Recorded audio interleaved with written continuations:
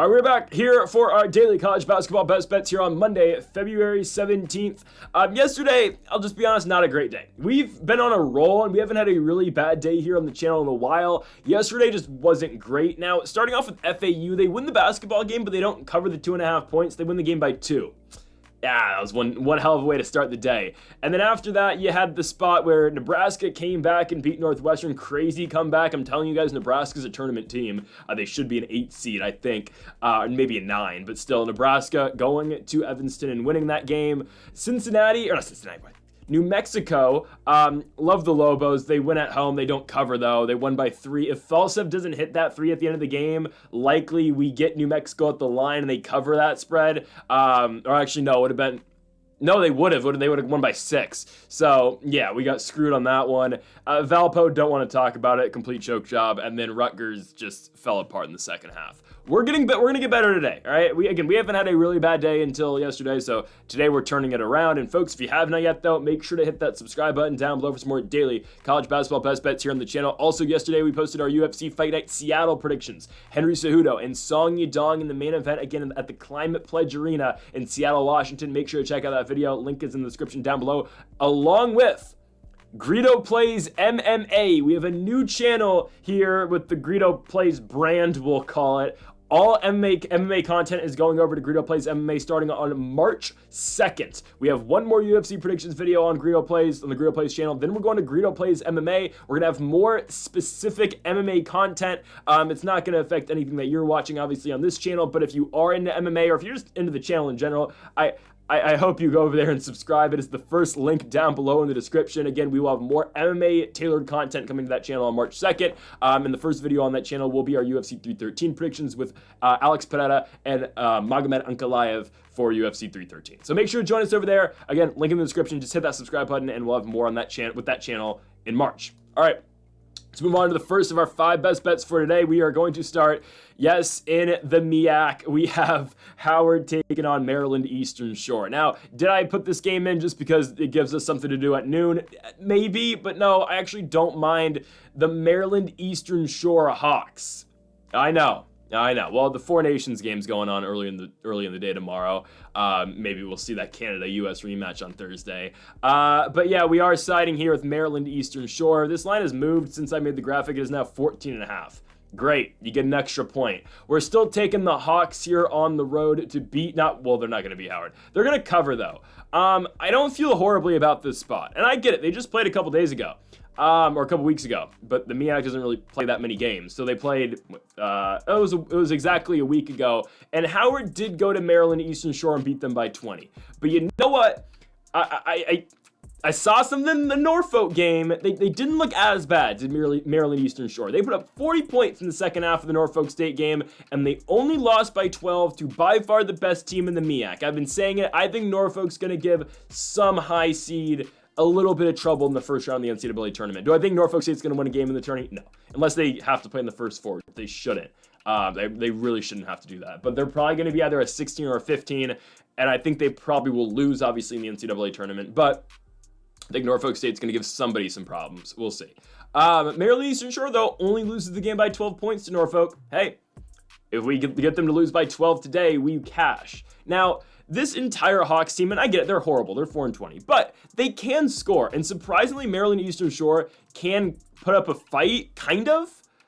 They don't have that. I mean, okay. Keatron Shaw averages 18, 6, and 3. Evan Johnson averages 13. Christopher Flippin averages 11. They've got guys. Kyrell Shaw averages 9 as well, or 8 as well. They're not that horrible. They just played a really bad game, personally, I thought, against Howard, because Howard hasn't impressed me all year long. Every time we've seen Howard, they have been awful. They are 5-3 in the conference, yes, but just look at what they've done recently. Sure, they won back-to-back games, again, against North Carolina Central and against these Hawks of Maryland Eastern Shore, and I get it, Maryland now has to go, I don't know, like 45 minutes down to D.C. for this game compared to the game obviously being in Maryland.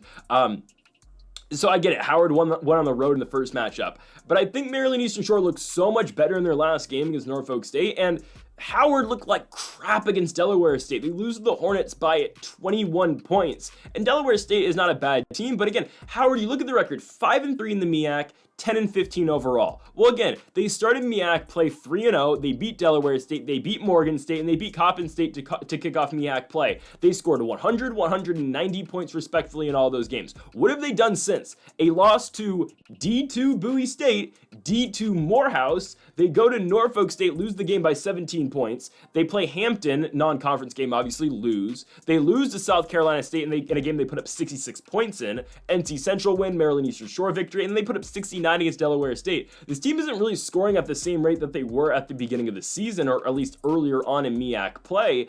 And I think that the Hawks can kind of keep up. It's the second time they're seeing them as well, and they did look better in the Norfolk game. I understand they're going on the road, but this is an early morning, well, it's on the East Coast. It's a 3 o'clock game, but still, it's not a night game. It's a weird spot, and I do think the Hawks are able to keep this one close. Now, again, this doesn't always happen, but the trends, some of the times when you see weekday games that are played early in the day and not at night, they're usually closer. They are. Usually it's harder for teams to get out there and blow a team out early in the day, at least just in the very minimal samples that I've seen with that this season.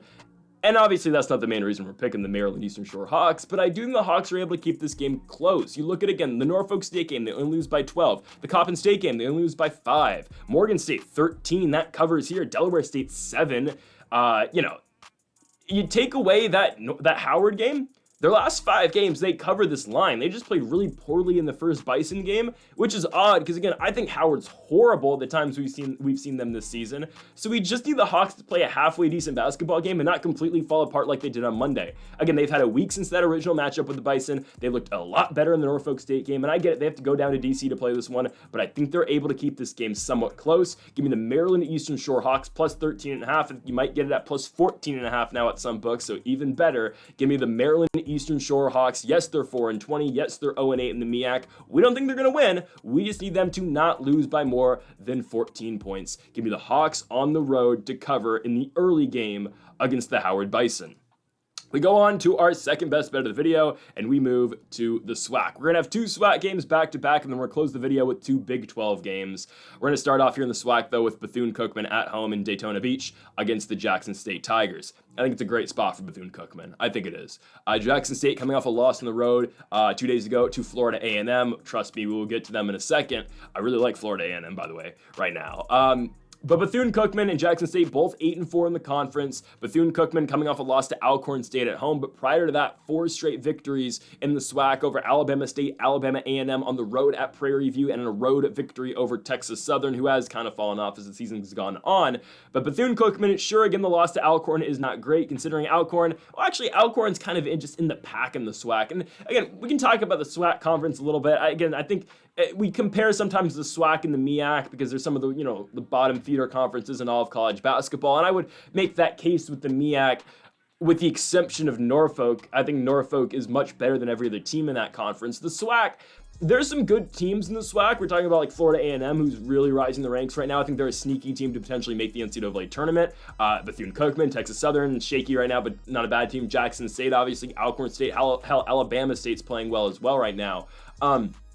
But obviously, they're all chasing the Southern Jaguars. Southern is by far the best team in the conference. They're 11-1 in the SWAC this season. But again, there are going to be teams like Florida A&M, like Jackson State, like Bethune-Cookman that could potentially make a run at it in the SWAC tourney. That's why I'm really excited to get to March, obviously, because we're going to have conference play every day here on the channel. We might have, again, I'm not promising anything, but we might have enough games a day to do 10 best bets, just because there's going to be a lot of college basketball to talk about. Or we'll just continue to do 5 best bets. And then at the end of the video, I'll just talk about all the conference tournaments that are being played per day. Because again, it's fascinating stuff that's going on right now. I think it's the Sun Belt is the one that's doing, like, you can have you can have like 6 buys in the Sun Belt tournament. Weird stuff's going on, but it's great. It's March, it's college basketball. Again, we'll get to March obviously in about 15 days. But Bethune-Cookman and Jackson State here, I like the Wildcats at home. I think Bethune-Cookman right now is the better basketball team. I get they lost at home to Alcorn State, but they get a Jackson State team here that's on the road. They just went to Florida, lost the game by 5. 2 days later, they got to turn around now and stay obviously in Florida to take on Bethune-Cookman. If I'm not mistaken, Florida A&M's in Tallahassee, I think. Yes, which is, I believe, on the Panhandle. Daytona Beach, if I'm not mistaken, is more southern Florida. So again, it's a trip, but obviously the Tigers are staying in Florida for this basketball game. Jackson State hasn't been bad all year long. I just think, again, they are a much worse team on the road, as it's been apparent this season. Losing at Texas Southern, losing at Florida A&M. Hell, their non-conference schedule, obviously, all the SWAC loses non-conference usually, but a loss at Cal Baptist, right? I mean, those aren't great losses for the Jackson State Tigers. I think Bethune-Cookman gets them at home here. Jackson State currently led by Dorian McMillan, who averages 11 points a game. Jamie Mitchell averages 10 as well. Deshaun Ruffin is back now. Ruffin hasn't been playing all that spectacular basketball recently. I mean, 12 points in the Mississippi Valley State win, 10 against Pine Bluff, 10 against Florida A&M. Ruffin is their leading scorer all year long. He's 5'11". He averages 16, but he hasn't been on his game recently, I guess. For Bethune-Cookman, they have two pretty solid scorers. Obviously, Trey Thomas being the first, averaging 16 points a game. He dropped 28 in the Alcorn victory. I mean, Trey Thomas is the guy. Brayon Freeman is their other big scorer, but Freeman has been out since the Southern loss where he got injured on January 13th, which, again, it sucks, but Trey Thomas just kind of has fulfilled that lead scoring role. And again, in Freeman's absence, Thomas has been averaging more than 20 points a night. The second scorer on this team without Thomas is Daniel Ruzin. Ruzin averages 11.5. I think right now, though, Bethune-Cookman's the better squad. By the way, Reggie Ward is their main big, averaging 8 boards a night. I think Bethune-Cookman's able to get Jackson State here. Bethune-Cookman has looked like the better team recently. I know they lost to Alcorn, but still, I think they have the best scorer on the court, obviously, in Trey Thomas. Yes, he's a better scorer than McMillan and Ruffin for Jackson State. And I think, again, just the second consecutive road game in 3 days for Jackson State staying in Florida, I think is going to be somewhat difficult. So I do like the Bethune-Cookman Wildcats to win at home. You look at the spread. 1.5 for the Wildcats at home. I'm fine with it. -130. Just take the money line. We're going with Bethune-Cookman to win at home here and beat Jackson State. We move on to our third best bet of the video, and of course we are, as promised, staying in the SWAC as we go to Alcorn versus Florida A&M. So again, Alcorn coming off a huge victory. We just talked about it with their win over Bethune-Cookman. Obviously, we just basically swap opponents here, as Florida A&M is coming off a Jackson State victory, and Alcorn State's coming off a victory over Bethune-Cookman. Games are being played at the same exact time tomorrow, but this one obviously not in Daytona Beach. It's in Tallahassee, and again, we get two 8-4 teams in the SWAC with the Florida A&M Rattlers, who are absolutely on fire right now. We've talked about it some. Florida A&M is heating up. They are 8-4 in the SWAC, but they started 0-3, so they have won 8 out their last 9 games in the SWAC conference, with the only loss being by 1 point on February 3rd to Alabama State. Florida A&M, and I saw I don't remember who was tweeting about this, but I did see some Twitter banter going on about how potentially Florida A&M could be a sneaky team to make the tournament out the SWAC, and I don't mind it. Now, I do think Southern is still the better basketball team, but again, that's the excitement and that's the appeal of March basketball, because hell, we're going to find out, can Florida A&M find a way to get into the NCAA tournament where they will all likely, get like Auburn in the first round, but still, will they get in, or will it be the team who's been the best squad in the SWAC this season in Southern, right? It's exciting stuff. Sterling Young leads the Rattlers. He averages 16 points a night. Milton Matthews averages 14. Obviously, you got to talk about Shakir O'Neal as well. Obviously, son of Shaquille O'Neal. Shakir's been all right this season. I believe this is his second or first year with Florida A&M, averaging 7.5 points a night. This is Shakir's first year. He's with Texas Southern last year. Much better has O'Neal been with the Rattlers this season, but only played 11 minutes in the Rattlers' last game. For Alcorn State, 4-game winning streak, wins over Grambling, Arkansas, Pine Bluff, Mississippi Valley State, obviously the Delta Devils, and then a road win over Bethune-Cookman. So again, right now, other than the Southern Jaguars, I'd say that the Braves of Alcorn State and the Rattlers of Florida A&M are playing the hottest ball in the SWAC conference. Obviously, again, this is an Alcorn team that started the year 0-13. They have now found their way to 8-17, right? Alcorn State led by J.K. Gaines-Wyatt, I believe. J.K. Gaines-Wyatt, who's averaging 11 points tonight, dropped 24 in 35 minutes over Bethune-Cookman, obviously leading the Braves to victory. You get Keontae Cornelius, who's averaging 11. Marcus Tankersley averaging 10 as well. But again, it is Gaines-Wyatt who's been the leading guy recently for the Braves. And again, the Rattlers, you're looking at, again, a Sterling Young output. You're looking at Milton Matthews at times as well. Jordan Chapman, not a bad player either. I just think as a whole, the Rattlers have been playing like the better basketball team, and on top of that, we do get this game in Tallahassee. So I think, again, the Florida A&M Rattlers do likely get it. Again, this team's lost 1 8 of 9. We're talking about how great the Braves have been, and sure, they've been solid, but a 4-game winning streak over Grambling, that's not a bad win, but Grambling, again, in that lower half of the SWAC. Road win, but great. 2 home wins against Arkansas, Pine Bluff, and Mississippi Valley State. As much as I like the Delta Devils, they've been fighting this year, but still in the KenPom, they're the worst team, obviously, in college basketball this season, even with their win over Arkansas, Pine Bluff. But again, that just kind of shows you where both those squads are. Hell, again, those are 2 out the 4 teams with the Braves winning streak, and the other one being Bethune-Cookman on the road. I'm not going to speak down of that win. That's a great win for Alcorn State. But Grambling, Arkansas, Pine Bluff, Mississippi Valley State, First time we saw this game between Alcorn and Florida A&M, Florida A&M actually went on the road and beat Alcorn State. I think they're able to do it again, this time obviously being in Tallahassee, Florida. I like the Rattlers. Again, they are playing great basketball right now. We think Sterling Young leads the guys to victory. And again, I think Florida A&M, personally, they are Southern's biggest competition in the SWAC tournament right now. Do I think they beat Southern?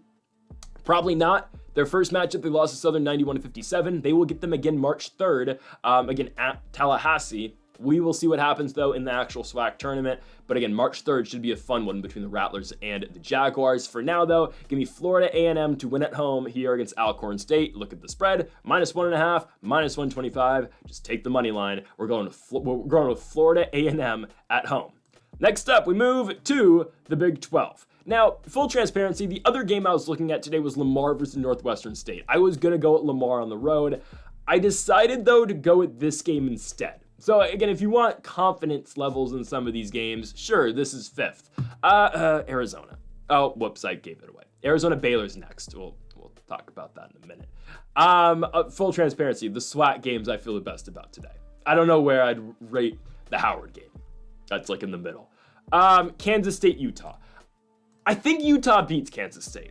I think they do. I know we're jumping off Kansas State really quickly here, but for good reason, right? We thought, okay, maybe they'd cover against BYU on the road. No, they lose the game by 15 points. So as soon as we jump on Kansas State after their 7-game winning streak, whatever, they lose. And that's fine. Again, kind of expected, honestly. That's my bad on that one. They go to Provo, they lose. All right, they got to stay in Utah, though, and now take on the Utah Utes, who did lose back-to-back games to WVU and Cincinnati, but a huge win over Kansas. Now, Kansas right now is not playing like a ranked team, but they will randomly have games where they look great. That's kind of what Kansas Jayhawks basketball is this season. But the Utes, huge victory over Kansas. Here we go. They get K-State now. The Utes are tough to beat at home. They are. They're a much better team in Salt Lake City than they are on the road, obviously. I mean, they've picked up some huge home victories this season. Again, say what you want about some of these squads, but still their wins: Oklahoma State, BYU, Cincy, Colorado, Kansas. They are able to win at home, right? When you got to go to Salt Lake City, it is much tougher than if you're getting the Utes at your place, right? I think Utah's won 1 game on the road this year in the Big 12. Yeah, it's a win in Fort Worth against the Texas Christian Horned Frogs, which, honestly, not the worst win. But yes, it is very tougher task to go to Utah and play them. K-State, again, coming off the loss against BYU, did not look good. They just didn't, right? BYU gets off to a hot start. K-State's trailing the entire game, can't catch up. It just is that simple, right? Doug McDaniel was good. He put up 22. He put up 24 in the win prior to that against Arizona.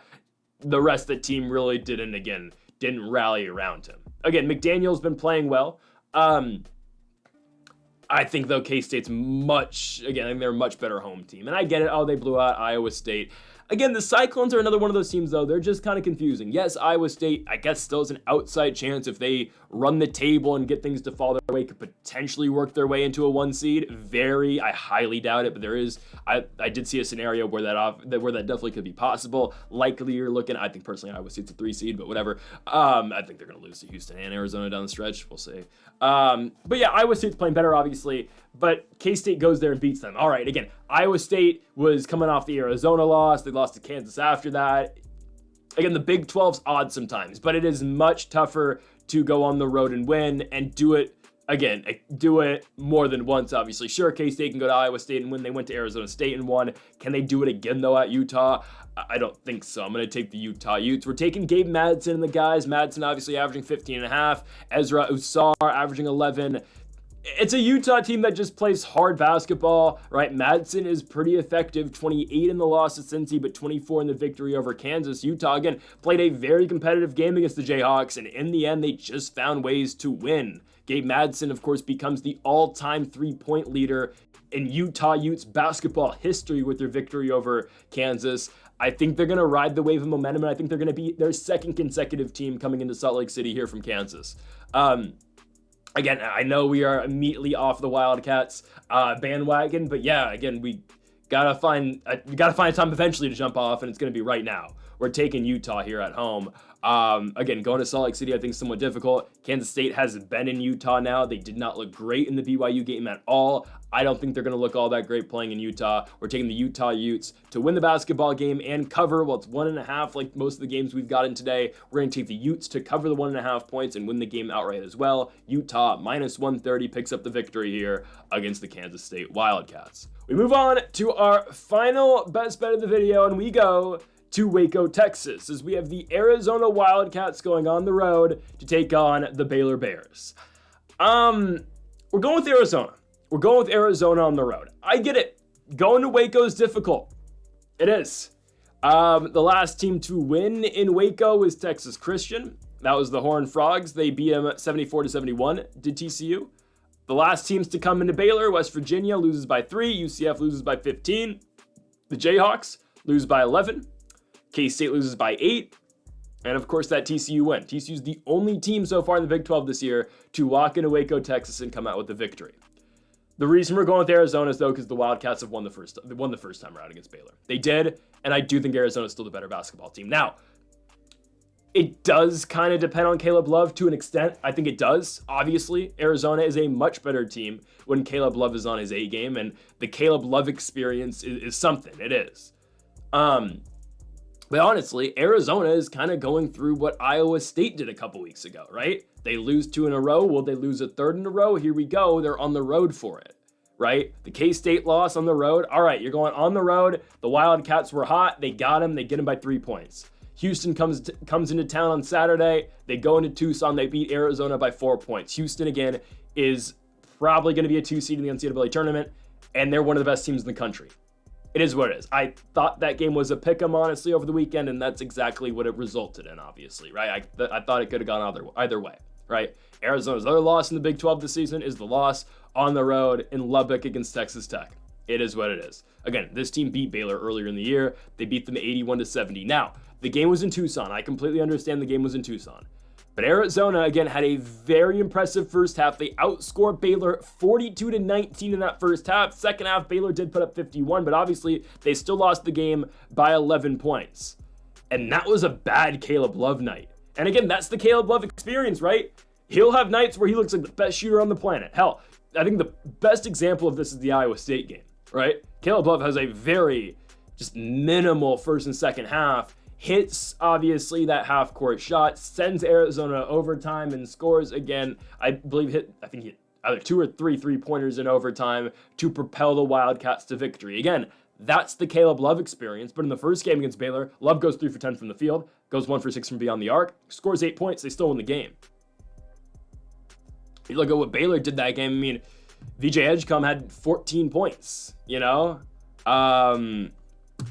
Omier had 9. Like, it's just, I don't know. It was a very good game out of Arizona. And again, those are the guys for Baylor, obviously, right? You get Edgecombe, you get Norchad, you get Robert Wright, who averages 13, Jeremy Roach as well. Good player. Again, Baylor's got talent. I'm not denying that. It's just, you know, I mean, Roach played 20 minutes in the West Virginia game, scored 1 point, right? I know, again, Roach's job not all the time is to score on this team, obviously, because of the guys that they also have in the starting lineup, but I don't know. I think Arizona is still a better basketball team. I get it. Going into Waco is difficult. I understand that. And Arizona is coming off back-to-back losses. But when you look at those losses, those are good basketball teams. And in all fairness, if Arizona goes into Waco and loses, that will be the same story coming out of this one. If it is competitive, it's going to be, all right, Well, Arizona went on the road. They played another really good team, and they barely lost it. It's going to be very similar to the K-State loss, if I'm being honest. And is Baylor better than K-State?